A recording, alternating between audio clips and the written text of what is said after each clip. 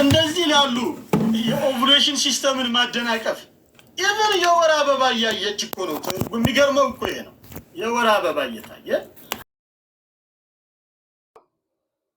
ስፔሻሊ ሶስተኛው ዓለም ተብለን በተፈረጅን ምስኪን ህዝቦች ዘንዳ ሀታ አንዳንዶቹ ዲዛይን የተደረጉት መንግስታት ጭምር ሳያውቁ ነው።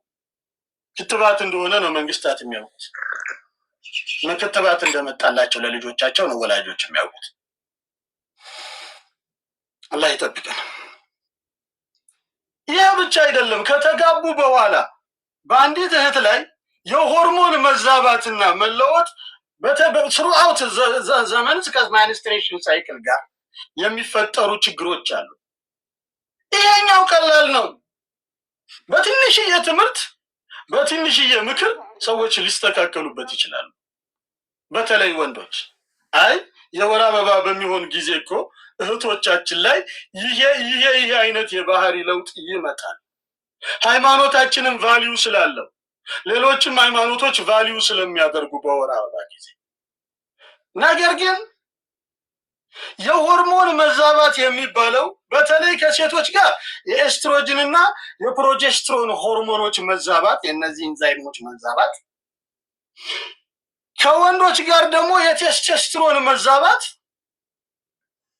ወንዶችም ሴቶችም ትዳር ጠል እንዲሆኑ ያደርጋቸዋል። ሀታ ከተጋቡ በኋላ ጭምር በተለይ የኤስትሮጅንና የፕሮጀስትሮን የሚባሉት ሴቶች ላይ የሚመጡት ኢንዛይሞች፣ እነዚህ ኢንዛይሞች ከወር አበባ መቋረጥ ጋር ኮምፕሌትሊ እየቀነሱ መጠናቸው የሚሄድ ቢሆንም ድንገት ቅድም እንዳልኳችሁ በ25ኛ ዓመት ላይ በ26ኛ ዓመት ላይ ሊቋረጡም ይችላሉ። ጉድበል። ይህ በሚሆን ጊዜ ትዳር ጠል አጌንስት ሜን ወንድ ጠል ትዳር ብቻ ሳይሆን ወንዶችን የሚጠሉ ከወንዶች ጋር መሆን የማይፈልጉ እኛ የተለያየ ስም የምናወጣላቸው ትዳርም ውስጥ ቢሆኑ ቤተሰባቸው ጋር ግጭት፣ የጸባይ መለዋወጥ፣ ቤተሰብ የዳራት ቤተሰብ ልጄ እኮ ምርጥ ናት፣ ሳሊህ ናት፣ እንዲህ አይነት ነገር እኮ የለባትም እያለ የተመሰገነች ልጅ ሁና ስታበቃ ሀታ ሰላቷን የምትሰግድ አላህን የምትፈራ ጾሟን የምትጾም ነገር ግን በእነዚህ ምንድነው የኤስትሮጅንና የፕሮጀስትሮን ኢንዛይሞች ማነስ የተነሳ ትዳር ጠል ልትሆን ትችላለች። የታደርሳታለህ ትዳርም ውስጥ ሆና ከባሏ ጋር በባልና ሚስት መካከል የሚኖረውን ግንኙነት የማትፈልግ፣ የምትጠላ፣ የምትጸየፍ፣ ሲመሽ የት ሂጄ ባደርኩ እስክትል ድረስ የምትመረር ውስጧን የማናቀላት እህት እንዳለችንስ በዚህ ደረጃ አውቀናለሁ። ይሄ ያስደነገጠኝን ዳታ ነው የምነግራችሁ። psychologytoday.comን ሄዳችሁ ማየት ትችላላችሁ። ይሄ በጣም በሚያሳዝን መልኩ እስከ ኮሚት suicide ራስ እስከ ማጥፋት ድረስ ሊያደርስ የሚችል ድብርት፣ ዲፕሬሽን፣ ጥላቻ እኛ ይሄን ኢንዛይም ሳናቅ ችግር ሳናቅ ምናልባትም እኮ ጅን ነው ብለን ልንገርፋት እንችላለን። አላህ ይጠብቀንና አሁን እናስለቅቃለን እያለ የሚገርፍ ብዙ ስላለ ማለት ነው። አላህ ይዘንልን። አንዳንዱ ቢገረፍ ራሱ እኮ ይጮሃል። በእርግጠኝነት ነው የምነግራችሁ። በአፍንጫ የሚጨመር ሰናፍጭ አድርጎብህ ዝም ብለህ አሁን አንዱን ከኛ መሀል ይዘህ ብታደርግበት ያለቅሳል። እንዴት ያለቅስ? ያ ኢስላሚክ አይደለም። ሙስሊሞች እኔ ደረስነት ገጠር ሄጄ እንደዚህ የተለከፉ በዚህ አሁን ባልኳችሁ ችግር አይደለም የታመመ ሰው በጅን የተያዘ ሰው እንደው ገና ወደ ሌላ መንገድ እንዳይወስድብኝ እናንተን ባላህ ተጠበቃለሁ። ይህ ሽርክ እኮ አይደለም። ሰውየውን አላህ የሰጣቸው ከራማ ቢሆን እንጂ ገና እኮ ፋቲሃ ሳይባል ወዴት ልሄድ? እኛ እኮ አለንጋ ይዘን የማይሰሙንን ነው የምነግራችሁ። እዚህ ጋር እንተው። ግን እህታችን ያለባትን የጤና ችግር ጤና ሕክምና ቦታ ወስደን ያውም እኮ እነዚህን ምርመራዎች ማድረግ በእኛ ሀገር ደረጃም አንዳንድ ጊዜ በተለይ በዚህ የኑሮ ውድነት ሰዓት ከባድ ነው። ምንም ሳናግን ትዳር ጠልናት ባሏን አታከብርም እንላለን። ልጅቱ እኮ የኢማን ባለቤት ናት። ልጅቱ እኮ ሰጋጅ ናት። ልጅቱ እኮ ለአላህ ብላ ትዳሯን ፈልጋ የገባች ሴት ናት። ነገር ግን እነዚህ ኢንዛይሞች ሜኖፖስን የሚያስከትሉ ኢንዛይሞች ሱብሃንአላህ እንደ ድንገት መጣው በ26 ዓመቷ በ50 ዓመቷ በ55 ዓመቷ የወር አበባ በሚቆምበት ሰዓት ሌላው ዓለም ለዛኛው እንኳን ሕክምና አግኝቶለታል። እኛ ሀገር ግን በወጣትነቷ መጥቶባት ትዳር ጠል ቤተሰብ ጠል ባሏን የማትወድ ስትሆን አሳደበለው ነው የምንለው። እንዲያውም አንዳንድ ጊዜ የሕክምና ባለሙያዎች ጭምር ትኩረት አይሰጡም። እንደ ኢስላም ስንት የጤና ተቋማት አሉን፣ ስንት የቴሌቪዥን ጣቢያዎች አሉን፣ ስንት ሚሊዮን ሰው ተቀምጦ የሚሰማባቸው ቻናሎች አሉ።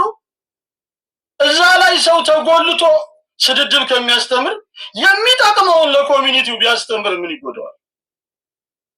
ኃላፊነትስ የለብንም ወይ? ይሄንን የተመለከተ ቢሮስ ሊኖረን አይገባም ወይ? ኢቭን መጅሊስ የምትለው ምናልባት ሰውየውን እዛ ብናስገባው መጅሊስ ለመቀመጥ ጥሩ ስለሆነ ተቀምጦ ዝም ሊል ይችላል። በርግጥ ግን ኃላፊነት የለብንም ወይ? ፊደል አልቆጠርንም ወይ? የእህቶቻችን የወንድሞቻችን ጉዳይ ለማን የምንተወው ጉዳይ ሆኖ ነው ይሄን ትይዙልኛላችሁ? እነዚህ ሁለቱ ኤስትሮጅንና ፕሮጀስትሮን የወር አበባ ዑደትን፣ እርግዝናን፣ የማህፀን መጠንከርን ልብ አድርጉ። የነዚህ እጥረት ሴቶቹ ወደ እርግዝና እየሄዱ ግን ፌል ሊያደርግ ይችላል። ከነዚህ እጥረት የተነሳ ዛሬ ነው የምነግራችሁ። ወላሂ ወረቢኩም ባልና ሚስት ደውለውልኝ ነበር። ኧረ ሚስቴን አሳደዱብኝ ቤተሰቦቼ፣ አልወለድሽም ውጪ። ስድቡ ሁሉ ሲያስጠላ እናቴ ብቻ ናት ደጋፊዋ። ምን ችግር እንዳለ እንኳን ሳንረዳ ነው ውሳኔ ላይ የምንሄደው። ልብ አድርጉልኝ። እነዚህ ሁለት ኢንዛይሞች በተለይ ኤስትሮጅን የሚባለው የማህፀን ግድግዳን እንዲሸከም የሚያጠነክረው ሆኖ ሲያበቃ በዚህ እጥረት ምክንያት ልጅ አልወልድ እያሉ ትዳራቸው የፈረሰባቸው ስንት እንደሆነ አላህ ይቁጠረው። ወላሁ አለም። ይህ አይደለም። ፕሮጀስትሮን የሚባለው ደግሞ የእሱ ማነስ ከመጣ ሴት ላይ ጸባይዋን ሙሉ በሙሉ በቀን ውስጥ 8 አይነት ሊያደርገው ይችላል። 8 አይነት። ጠዋት እኮ ስማ ሸኝታለች፣ 4 ሰዓት ላይ ደውላ ልትሰድብ ትችላለች። ማን ነው የሚረዳን? ይሄንንም ማሰብ አለብን።